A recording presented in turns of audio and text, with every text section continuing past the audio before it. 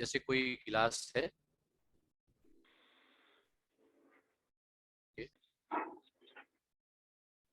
एक बार हम आप सबका इस एक्यूप्रेशर की हमारी renal dialysis anatomy physiology of the kidney और किडनी डायग्नोसिस कार्यशाला में हम आप सबका स्वागत करते हैं, वंदन करते हैं, अभिनंदन करते हैं और क्लास प्रारंभ करने से पहले नमन करते हैं परम श्रद्धेय गुरु श्री माता प्रसाद खेमका सर और हम सबके गुरु परम आदरणीय गुरु श्री जेपी अग्रवाल सर को। मित्रों, अगर हम देखा जाए तो हमारे पास ये दो किडनियां होती हैं और इन किडनियों के ऊपर ये ऊपर में ये एड्रिनल ग्लैंड है, राइट सुपीरियर आपका ये एड्रिनल ग्लैंड का पार्ट है। यहाँ पे इंफीरियर आपका ये जो सेनिक आर्टरी है, ये आपका लेफ्ट एड्रिनल ग्लैंड है। हमारे पास दो दो किडनियां हैं और ये किडनियों हमारी दोनों किडनियों में अगर हम ध्यान से देखें, ये आपके सामने स्ट्रक्चर लगा हुआ है और यहाँ पे चूंकि राइट साइड में लीवर होता है, इस कारण से राइट किडनी थोड़ा नीचे होती है, लेफ्ट साइड किडनी अपनी अपने स्थान पे है। अगर हम देखें तो हमारी जो रेप्टोपेरिनियल कैविटी होती है, अगर हम कहें कि हमारा थोरेसिस 12 से लेकर लंबर 3 तक आपकी किडनी पाई जाती है और ये किडनी का अगर हम जनरल में देखते चले फंक्शन, इसका कार्य, तो the kidney do the major work of the urinary system, यानी हमारी किडनी जो है हमारे यूरिनरी सिस्टम के आधार से हमारा जो यूरिन है, पेशाब की मात्रा को कंसंट्रेट, यानी जो हम यूरिन करते हैं, पेशाब करते हैं, तो हमारे जो बॉडी फ्लूइड्स बॉडी में जाता है और उस बॉडी फ्लूइड्स को ये क्लीन करने का काम, यानी उसको छानने का काम, वहां से उसमें जो वेस्ट मटेरियल्स होता है, जो ब्लड होता है और उसके ब्लड में जो स्थित जो यूरिया, जो नाइट्रोजनी वेस्ट होते हैं, उसमें आपका लीवर जो है उसको यूरिया में बदल देता है और किडनी तुरंत उस यूरिया को बाहर कर देती है। आप सब जानते होंगे, कभी कभी जैसे आप लोग जल्दी जल्दी पेशाब जाते हैं तो आपके यूरिन में बदबू नहीं आती है, लेकिन कभी कभी ऐसा भी होता है कि जब आप यूरिन जा रहे हैं और आपको यूरिन गए काफी लेट हो गया है, अगर आप यूरिन जा रहे हैं और काफी समय से, जैसे किसी कारण से आप कहीं व्यस्तता में थे, आप यूरिन नहीं गए, आपने यूरिन डंप करके अपने ब्लैडर में रखा हुआ है, तो क्या होता है जब यूरिन जाते हैं तो वो थोड़ा बदबू करता है। वो बदबू किसका होता है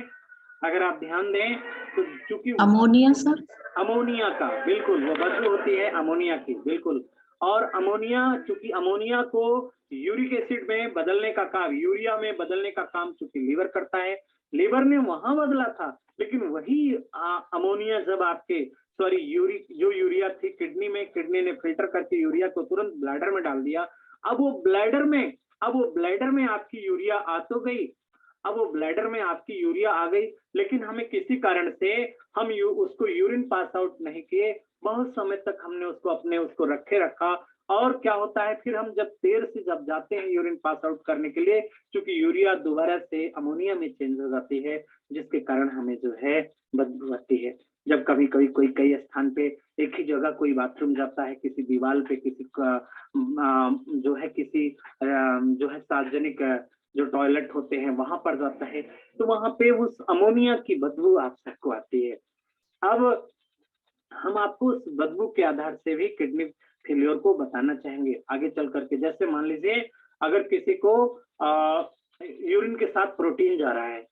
मित्रों ये किडनी की हम पूरी एनालिसिस देखिए, यहाँ पर क्या है कि द अदर पार्ट, देखिए the other part of the system mainly pathway of the strong air functions of the kidney include the following, क्या क्या है, regulate the blood ionic composition, जो ब्लड के जो आयनिक कंपोजिशन है, जैसे सोडियम है, पोटेशियम है, कैल्शियम है, क्लोराइड है और फास्फेट है,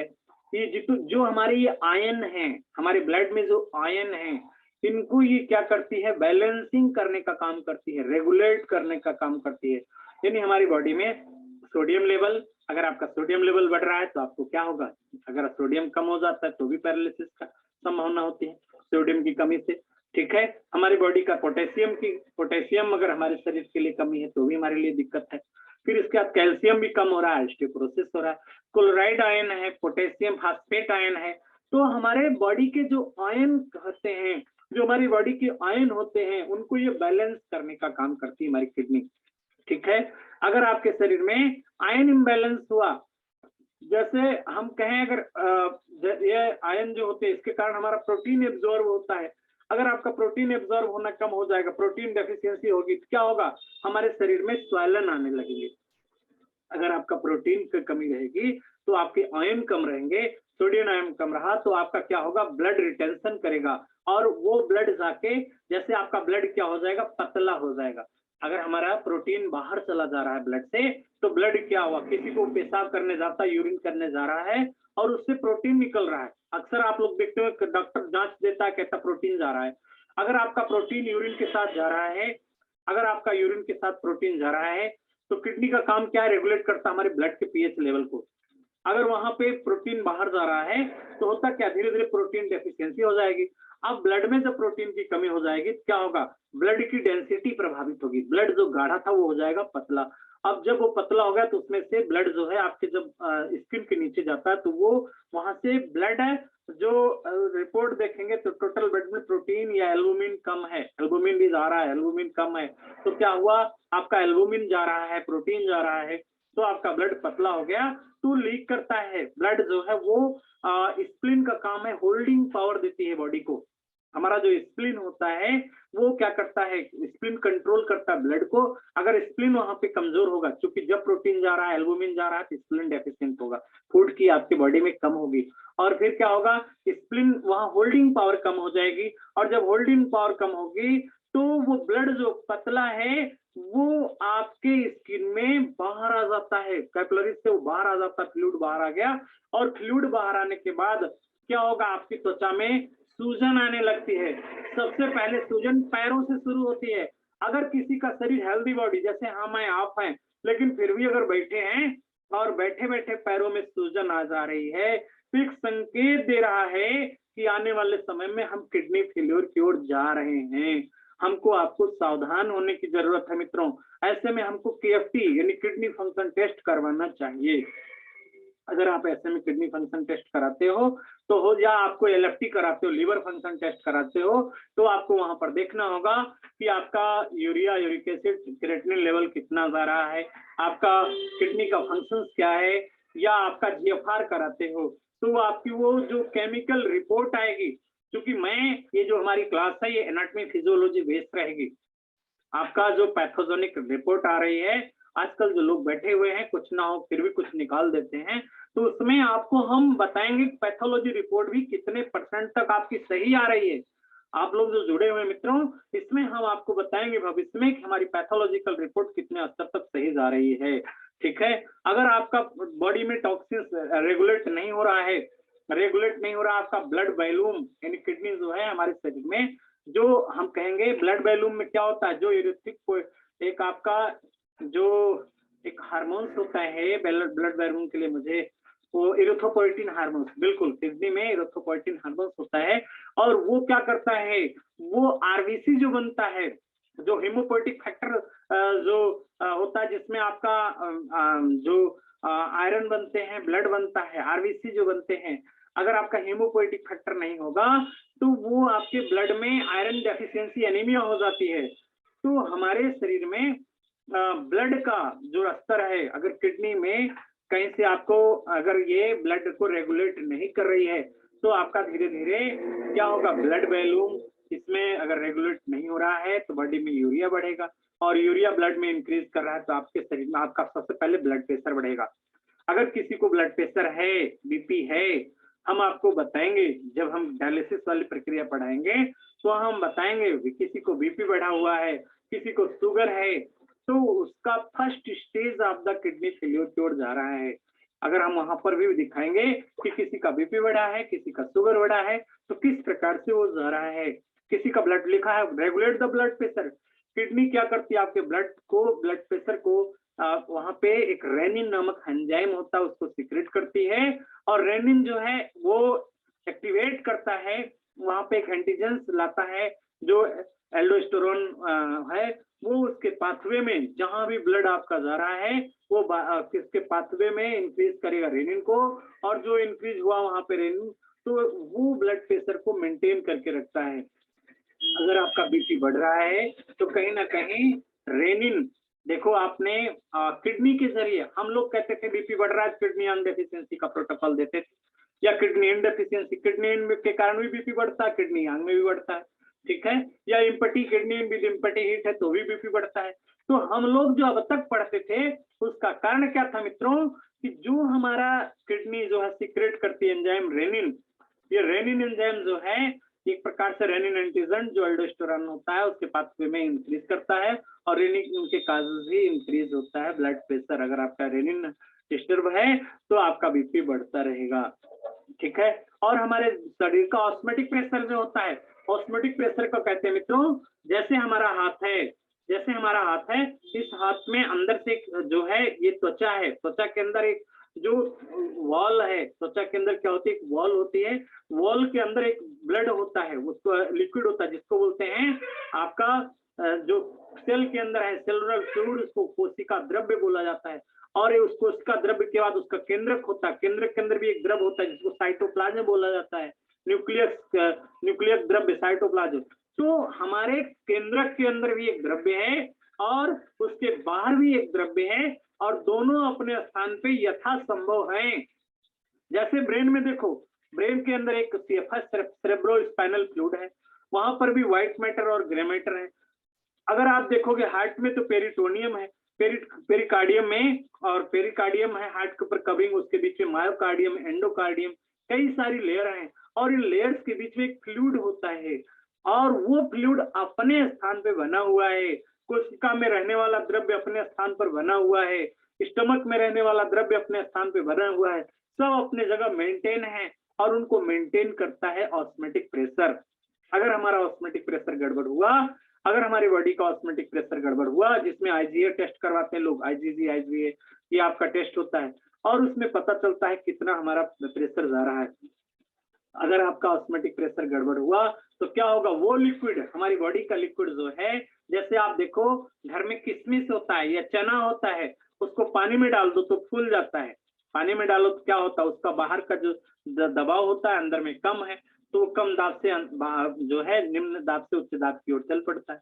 ठीक है, जहां उच्च दाब से निम्न दाब की ओर चला जाता है। ऐसे हमारा द्रव भी है कि जब ऑस्मोटिक प्रेशर गड़बड़ होगा तो वो उसका दबाव पड़ेगा, उसका दबाव बॉडी पर पड़ता है, और उसके कारण वाटर रिटेंशन होने लगेगा, जगह जगह से सूजन आने लगती है, और आपको फिर क्या होता है, सूजन आने के कारण फिर लगेगा कि हाँ, अगर आपका ये ब्लड ऑस्मोटिक प्रेशर रेगुलर नहीं है तो सूजन आएगा, और वह भी एक किडनी फेलियर का कारण बनेगा, वह भी हमारी किडनी का फेलियर का कारण बनेगा। और उसके बाद किडनी एक हार्मोन्स, अभी मैं बात कर रहा था, किडनी में दो प्रकार का हार्मोन्स प्रोड्यूस होता है। पहला है जो है कैल्सिटोरल, और जो है वो एक्टिवेट करता है विटामिन डी को। जैसे अगर किडनी में हार्मोन्स नहीं बना, ठीक है, कैल्सिटोरल हार्मोन्स अगर किडनी में नहीं बना मित्रों, तो आपका विटामिन डी बनने के लिए एक्टिवेशन होगा ही नहीं।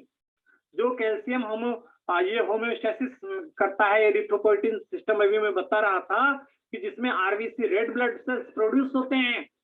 अगर आपकी किडनी में कैल्सिटोरल हार्मोन्स नहीं बना तो विटामिन डी आपका एक्टिवेट नहीं होगा, विटामिन डी एब्जॉर्ब होता है लार्ज इंटेस्टाइन में, और आपका विटामिन डी जब नहीं आया तो विटामिन डी ही हेल्प करता है कैल्शियम को के साथ जो है हेमोस्टेसिस एरिथ्रोपोइटिन को स्टिमुलेट करता है, और आरबीसी बनता है। तो आपका आरबीसी नहीं बनेगा, रेड ब्लड सेल नहीं बनेगा, तो आपके शरीर में किडनी के द्वारा निकलने वाला हार्मोन्स भी बहुत जरूरी है। और अगर ये नहीं निकल रहा है तो क्या होता है कि आरबीसी की क्रिया आपकी घट जाती है, शरीर में ब्लड प्लेटलेट्स घटेगा, ब्लड घटेगा, फिर क्या होगा, शरीर में सूजन आने लगती है।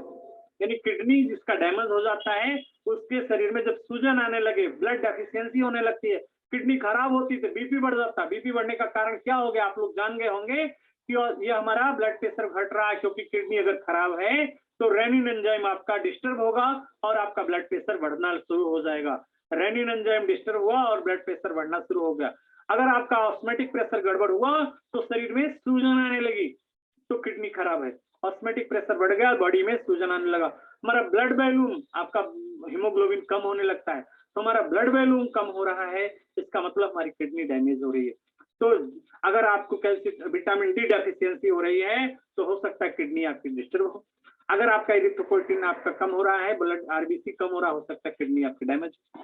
शरीर का जो ग्लूकोज लेवल, अब देखो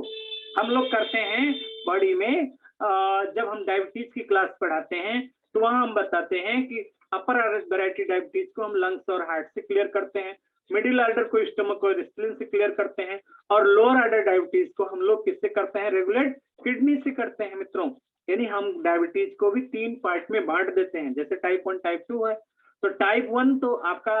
जो इंसुलिन डिपेंडेंट डायबिटीज होता है, और जो दूसरा होता है type 2 non insulin dependent diabetes. तो ये नॉन इंसुलिन डिपेंडेंट डायबिटीज जिसको टाइप 2 बोला जाता है, टाइप 2 डायबिटीज को हम लोग 3 भागों में बांटते हैं, अपर ऑर्डर अपर वैरायटी डायबिटीज, मिडिल ऑर्डर यानी मिडिल वैरायटी डायबिटीज, और लोअर ऑर्डर यानी लोअर वैरायटी डायबिटीज। 3 भागों में हम क्या करते हैं, उसको बांट देते हैं। अब इसमें अपर ऑर्डर वाले को हम लंग्स और हार्ट के से ट्रीटमेंट करते हैं, मिडिल ऑर्डर को स्टमक और स्प्लीन से करते हैं, लोअर ऑर्डर को स्टमक और लोअर ऑर्डर को किडनी और जो है यूरिनरी ब्लैडर से करते हैं। तो क्यों करते हैं, इसका यहाँ कारण दिखाया गया है, regulate the blood glucose level like the liver and kidney can use the amino acid, जो है जो आपका ग्लूटामाइन है उसको जो है ग्लाइकोजेनेसिस की क्रिया करता है और सिंथेसिस करके न्यू ग्लूकोज के मॉलिक्यूल्स बनते हैं। यानी कहने का मतलब जो किडनी है लीवर की सहायता से जो वहां पे एमिनो एसिड को जो है ग्लाइको जो ग्लूटा यानी एमिनो एसिड जो है ग्लूटामाइन को ग्लाइकोजेनेसिस क्रिया करके वहां पे ग्लूकोज के मॉलिक्यूल्स को बनाता है, और ये जो है ग्लूकोज जो है ब्लड को मेंटेन करने में यानी ब्लड के नॉर्मल ग्लूकोज लेवल को बैलेंस बनाने में मदद करते हैं। तो यहाँ पे आपने देखा कि हमारे ब्लड में जो ग्लूकोज का लेवल है उसमें भी अगर आपकी डायबिटीज बढ़ रही है, अगर किडनी गड़बड़ होती है तो शुगर बढ़ने लगेगा। यानी अगर आपका डायबिटीज बढ़ रहा है तो भी किडनी का इलाज देना है, अगर किसी को ग्लूकोज लेवल डिस्टर्ब हो रहा है तो किडनी का इलाज देना है। ठीक है मित्रों, तो यहाँ पे हम आपको इसके बारे में भी बताएंगे, अभी हम थोड़ा थोड़ा बता रहे हैं, आगे इस पे हम और ज्यादा चर्चा करेंगे। और एक बहुत बड़ा काम होता है कि एक्सक्रीट करता है, excretion the wastage of the जो है जो आपके त्याज्य पदार्थ होते हैं, जो आपके वर्जन सब्सटेंस होता है, यानी जो किडनी क्या करती है, यूरिन को बनाएगी, फार्मेशन करती, पेशाब बनाती है, और फिर क्या करती है कि जो वेस्ट पदार्थ हुआ, जैसे हमारे लिए क्या अच्छा है क्या बुरा है, वो पहचान करती है स्मॉल इंटेस्टाइन, यानी आपके उनको दे दिया, फिर जब किडनी में जाती है किडनी भी क्या करती है, किडनी डरती है, किडनी डरती है कि कहीं ये वेस्ट पदार्थ ब्लड में ना मिल जाए। किडनी का इमोशन क्या है, डर है। अगर आपके अंदर बहुत डर लगता है कहीं हमको शुगर ना हो जाए, तो निश्चित रूप से क्या होगा, लॉस ऑफ द वेट होगा। अगर आपका प्रोटीन जा रहा है तो वेट लॉस होगा शरीर में। अभी मैंने कहा कि जब आपका ब्लड डिस्टर्ब हुआ तो आपकी ब्लड डेफिशिएंसी हो गई, एनीमिया हो जाती है। ठीक है, अब इस समय क्या होगा कि अगर आपका सही से एक्सक्रीशन नहीं हो पाया, बॉडी में आयन कम है, तो क्या होगा, शरीर में ठंडक लगने लगती है। अगर कोई पेशेंट आता है और कह रहा है कि उसको बहुत ज्यादा ठंड लग रही है, उसको बहुत ज्यादा ठंड लग रही है, ठीक है, बहुत ज्यादा ठंड लग रही है, खासतौर से उसके दोनों हाथ, दोनों पैर, उसके दोनों हाथ और दोनों पैर ठंडे हैं, हाई ब्लड प्रेशर है और उसको ठंड लग रही है, या उसका ग्लूकोज लेवल बॉडी में बढ़ा हुआ है, तो हम मानते हैं किडनी हमारी डैमेज होने के कगार पर है। By forming the urine the kidney help excrete the waste substance, यानी यूरिन बनाने में क्या होता है, किडनी जो है त्याज्य पदार्थ होता है उनको अलग करने के लिए, that have no useful function in the body, जिनका हमारे शरीर में कोई जरूरत नहीं है, जैसे क्रेटिनिन हो गया, यूरिया हो गया, यूरिक एसिड हो गया, जो फालतू पदार्थ है उनको निकालता है। Some waste excrete in the urine result on the metabolic reactions of the body, कुछ जो है हमारे जो बॉडी के मेटाबॉलिक सिस्टम होता है उसके द्वारा, दीज इंक्लूड द, जैसे इसमें आपको अमोनिया है, अभी आपने देखा था अमोनिया एंड यूरिया, ये सबसे बेकार चीज, अमोनिया को यूरिया में बदलेगा लीवर, और फिर वो जब किडनी के उसमें ब्लैडर में आ गया और नहीं निकला, अगर आपने तुरंत पेशाब कर ली, जैसे लगी आपको टाइम टाइम पे जा रहे हैं, तब तो यूरिया निकल गई, जहां जाएंगे यूरिया आपके निकलती रहती है। लेकिन अगर आपने यूरिया को नहीं निकाला, देर कर दी, तो यूरिया दोबारा से अमोनिया में चेंज हो जाती है, यही कारण होता है, बदबू आती है। ठीक है, तो यहाँ पे देखो ये सब लिखा हुआ है जो मैंने पहले ही बता दिया था। Ammonia and urea form of the demonstration of the amino acid. देखिए इसमें आपका देखो बिलिरुबिन जो है form of the catabolism of the haemoglobin, and creatinine जो है, देखिए बिलिरुबिन जो है haemoglobin change, creatinine form of the break down creatinine phosphate में in the muscles fibre, many muscles fibres के रूप में, and uric acid form of the catabolism of the nucleic acid के रूप में। अदर वेस्ट जो है, जो आपके त्याज्य पदार्थ होते हैं, ये सारा फंक्शन कहाँ होता है, हमारी किडनी में होता है। और अगर किडनी आपकी गड़बड़ हो गई तो आपका देखो क्या क्या गड़बड़ हुआ, बिलिरुबिन जो है कैटाबॉलिज्म नहीं हुआ हीमोग्लोबिन में, क्रेटिनिन जो है ब्रेक डाउन नहीं हुआ क्रेटिनाइन फास्फेट में, तो वो मसल्स फाइबर में नहीं गया। यूरिक एसिड जो है कैटाबॉलिज्म नहीं हुआ न्यूक्लिक एसिड के रूप में, वो रह गया, यूरिक एसिड जोड़ों में जमा हो गया, यूरिक एसिड आर्थराइटिस हो गया। जो आपका अमोनिया थी यूरिया में नहीं बदला, तो आपका यूरिया में नहीं गया, तो बॉडी में अमोनिया कितना खतरनाक विष होता है। ठीक है, तो ये जो आपके जो टॉक्सिन्स हैं बॉडी के, जो इन्वायरमेंट में टॉक्सिन्स आ रहे हैं, ठीक है, अदर जो वेस्ट मटेरियल हैं उनको हमारी किडनी क्या करती है, एक्सक्रीट करती है, और उनको हमारी बॉडी से जो सब्सटेंस है उनको बाहर करती है, इन्वायरमेंट के प्रति जो टॉक्सिन्स हैं उनको बॉडी से बाहर करती है। तो ये सारा हम आपको बताने वाले हैं कि अगर हमारी किडनी खराब हो रही है और इसके पीछे क्या क्या रीजन है, क्या मकसद है, कितने प्रकार की होती है, ये जैसे ये इसके कारण भी किडनी खराब हुई, एक्सक्रीशन आपका सही से नहीं हुआ। दूसरा, अगर ब्लड रेगुलेट लेवल गड़बड़ हुआ तो भी किडनी खराब हुई। आपका जो किडनी हार्मोन्स बनाती है वो कम हुआ तो भी किडनी खराब हुई। मेंटेन ब्लड ऑस्मोटिक प्रेशर नहीं बराबर हुआ, वो भी गड़बड़ हुआ। ब्लड प्रेशर गड़बड़ हुआ, आपका ब्लड का वॉल्यूम गड़बड़ होगा, यानी आपका शरीर का पीएच लेवल सबसे बड़ी बात होती है। तो जो ब्लड में पीएच होता है, ब्लड का, हमारी ब्लड का जो पीएच लेवल होता है, यानी जो हमारा ब्लड का पीएच है, एक जैसे 7.7 हो, आपका जो उदासीन होता है ब्लड, तो ब्लड का पीएच आपका गड़बड़ होगा। अगर हमारा ब्लड देखिए अल्कलाइन है, एसिडिक बन रहा है, तो किडनी जो है हमारे ब्लड में जो हाइड्रोजन आयन होते हैं उनको देखिए यूरिन के साथ जो है वहां पर जो एक बायोकार्बोनेट के आयन के रूप में उसको बदल करके, और वहां पर वो बफरिंग करती है हाइड्रोजन आयन को ब्लड के साथ, और आप इसमें दोनों एक्टिवेट होते हैं और उसका आपका ब्लड का पीएच मान बैलेंस रहता है। तो ये हम आपको, ये बहुत जरूरी है किडनी के साथ। मित्रों, हम 1 बाय 1 करके आपको सिखाते जाएंगे। जनरल देखिए एक किडनी का जो साइज होता है, और लॉन्ग जो होती है 10 to 12 सेंटीमीटर, जो बेड वाइड इसका चौड़ाई जो होती है वो होती है 5 से 7 सेंटीमीटर, थिकनेस जो है 3 सेंटीमीटर होती है, और जो वजन होता है एक स्वस्थ व्यक्ति में 135 से 150 ग्राम होता है, एडल्ट साइज का दिया गया है यहाँ पे। यानी आपके देखो ये किडनी है। अब इसमें हम आपको दिखाना चाहेंगे, ये किडनी का जो सबसे बाहर एक पार्ट है, ये इसमें देखिए ये इसका पिरामिड है, इसमें नेफ्रॉन भी दिखाए गए हैं, ये इस तरह जो रचना है ये वाली मैं आपको दिखाना चाहूंगा। ये सब के बारे में हम बताएंगे, डायलिसिस कहाँ से होती है वो भी दिखाएंगे। नेफ्रॉन है, ये पिरामिड है, ये आपका माइनर कैलिक्स है, ये वाला, ये जो छोटा ये पार्ट है माइनर कैलिक्स, ये छोटे छोटे जो बने हैं माइनर कैलिक्स हैं, और ये दोनों एक हो जाते हैं तो इसको मेजर कैलिक्स बोला जाता है। जहाँ पे ये छोटा माइनर कैलिक्स है, ये माइनर तीनों माइनर है, इधर ये मेजर कैलिक्स हो गया। ठीक है, ये हमारा रीनल कॉर्टेक्स है, इतना आपका ये हिस्सा रीनल कॉर्टेक्स है, और ये हमारा इतना पार्ट, ये इतना जैसे ये, इसको मेडुला बोला जाता है। ये पिरामिड जैसे रचना जो है पिरामिड है, इसको मेडुला बोला जाता है। और इसमें रीनल कॉलम है, जो बीच में गैप छूट रहा है, ये सब रीनल कॉलम है, यहाँ पर भी है यहाँ। ठीक है, इसी को रीनल पिरामिड बोला जाता है, जो मेडुला का पार्ट ये आपका रीनल प्यूपिला, ये पार्ट आपका देखिए प्यूपिला है, और इसको कैप्सूल बोलते हैं, रीनल कैप्सूल है। इन सब का हम यूज बताएंगे, किस काम आता है, क्यों ये इसका क्या कार्य है हमारी बॉडी में, किस तरह ये छानने में मदद करता है, कैसे यूरिन फॉर्मेशन होता है, ये सब हम आपको कल की क्लास में बताएंगे कि हमारा यूरिन आता है कहाँ पे। देखिए नेफ्रॉन, किडनी की जो क्रियात्मक और संरचनात्मक इकाई नेफ्रॉन होते हैं, ये बहुत सारे नेफ्रॉन सब में है। ये जितने भी आपके ये रिनल, ये आपका जो पिरामिड्स है ना, ये सब में ये आपके नेफ्रॉन है। ये तो आपके रिनल मेडुला, ये आपका पिरामिड्स है, इसमें सब में नेफ्रॉन है, सब में नेफ्रॉन है। तो 1 बाय 1 करके हम आपको ये सब सिखाएंगे। इसका एक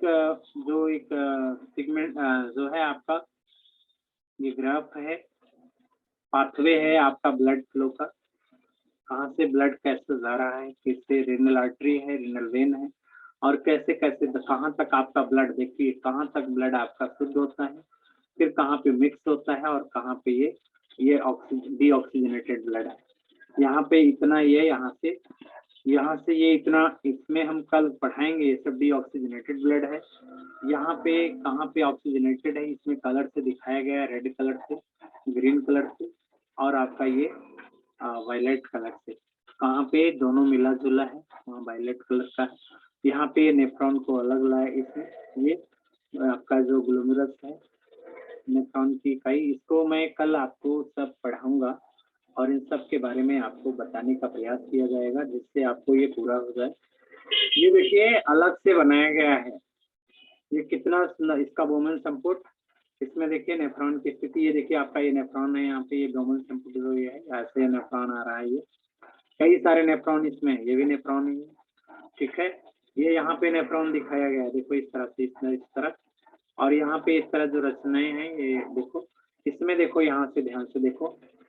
ये यहाँ पे आपका जो ब्लड प्रेशर मेंटेन होने का, ये यहाँ पे, यहाँ से मेडुला है, यहाँ पे नेफ्रॉन गया और इसके अंदर ये बाहर आ रहा है इधर से ये। तो इसका सब पूरा हम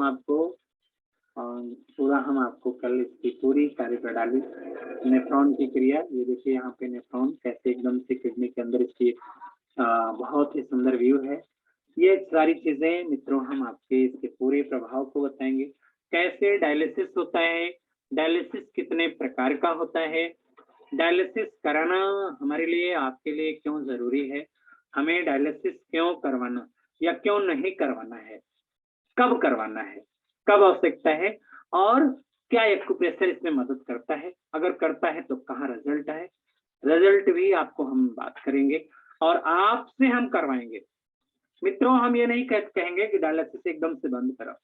हम ये कहेंगे कि ये अल्टरनेटिव विधा है एक्यूप्रेशर, ये मर्मदा विधा है, ये प्राकृतिक चिकित्सा विधा है। मैं आप सबसे ये वादा करूंगा, मैं लास्ट में आप सबसे वादा करूंगा कि आप डायलिसिस करवा रहे हैं, एकदम से बंद नहीं करना है। ये नहीं कि आपने आज से डायलिसिस बंद किया, कैसे हम स्टॉप करें,